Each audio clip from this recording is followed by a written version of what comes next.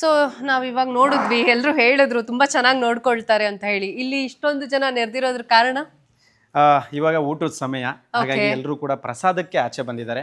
ನೀವ್ ಹೇಳಿದ್ರಿ ತುಂಬಾ ಚೆನ್ನಾಗಿ ನೋಡ್ಕೊಂತೀನಿ ಅಂತ. ಖಂಡಿತವಾಗ್ಲೂ ತುಂಬಾ ಚೆನ್ನಾಗಿ ನೋಡ್ಕೊಂತ ಇಲ್ಲ. ಸೊ ಮಲ್ಗೋದಕ್ ಜಾಗ, ಊಟ ಅಂದ್ರೆ ಹೊಟ್ಟೆಗೆ ಊಟ, ಮತ್ತೆ ಮೈ ತುಂಬಾ ಬಟ್ಟೆ, ಇಷ್ಟೇ ನಾವು ವಯಸ್ಸಾದ್ಮೇಲೆ ಕೇಳುವಂತವ್ರು ಎಷ್ಟೇ ಕೇಳುವಂತದ್ದೇ ಇಷ್ಟ. ಇನ್ನೇನ್ ಬೇಕು ಇನ್ನು ಕೆಲವ್ರಿಗೆ ಅಂದ್ರೆ ಕಷ್ಟ ಆಗತ್ತೆ. ಯಾಕಂದ್ರೆ ವಯಸ್ಸಾದ್ಮೇಲೆ ಬೇಕಾಗಿರೋಂಥದ್ದು ನಿದ್ದೆಗೆ ಜಾಗ, ಹೊಟ್ಟೆಗೆ ಊಟ, ನೆಮ್ಮದಿಯಾಗಿ ಮಲಗೋದಕ್ಕೆ ಒಂದ್ ಜಾಗ ಬೇಕು ಅಲ್ವಾ? ನಾವ್ ಏನ್ ಬೇಕಾದ್ರೂ ಮಾಡ್ಬೇಕು ಅನ್ನಿಸ್ತೈತೆ. ಅಲ್ಲಿ ಇಲ್ಲ, ಯಾಕೆ ಮಾಡ್ಬೇಕು? ಏನ್ ದೇವ್ರು ಕೊಟ್ಟವನ ಅದನ್ನ ತಿಂದ ಮನಿಕಂಡ ಬಂದಿದ್ದೀವಿ. ಬರಬಾರ್ದಾಗಿತ್ತು. ಬಂದ್ಮೇಲೆ ನಾವ್ ಹೆಂಗಿರ್ಬೇಕು?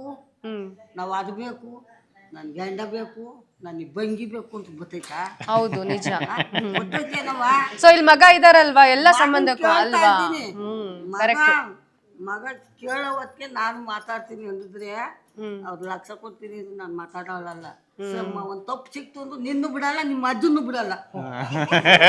ಸಖತ್ ಜೋರಿದೆ ಅಜ್ಜಿ, ಬಿಡಲ್ಲ. ಸೊ ಅಂತ ಆನೆಗೂ ಕುದುರೆಗೂ ಹಂದಿಗೂ ಕಳ್ಳಿಗೂ ಎದ್ರದೋಳ ಅಂತ 1.5 ಮೈಲಿ 2 ಮೈಲಿ ದೂರ ಕಾಡೊಳಗೆ ನಾನು ಒಬ್ರು ಗಂಡ್ಸಿದ್ದಂಗಿದ್ದೆ. ನಮ್ಮ ಅಪ್ಪನು ನನ್ನ ಹಿಂಗ್ ಬೆತ್ ಮಾಡಿಸ್ಲಿಲ್ಲ ತಾಯಿ. ಹಂಗಿರೋ ಹೊತ್ತಿಗೆ ಇವತ್ತು ನಾನು ನಿನ್ನ ಧ್ವಂಸ ಮಾಡಂಗಿದ್ದೀನಿ. ಹಂಗೆ ಇರ್ಬೇಕು ನೀವು.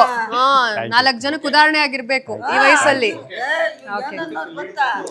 ಸೊ ಹುಡುಗಿ ಬಗ್ಗಲ್ಲ ಅನ್ನೋರು.